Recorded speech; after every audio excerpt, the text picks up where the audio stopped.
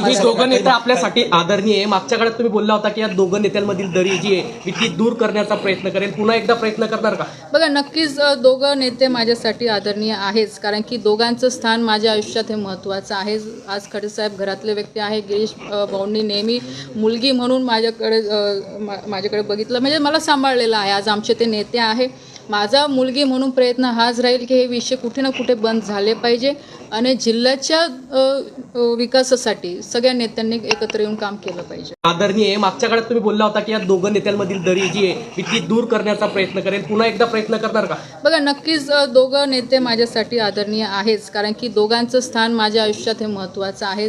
आज खडसेसाहेब घरातले व्यक्ती आहे. गिरीश भाऊंनी नेहमी मुलगी म्हणून माझ्याकडे बघितलं, म्हणजे मला सांभाळलेलं आहे. आज आमचे ते नेते आहे.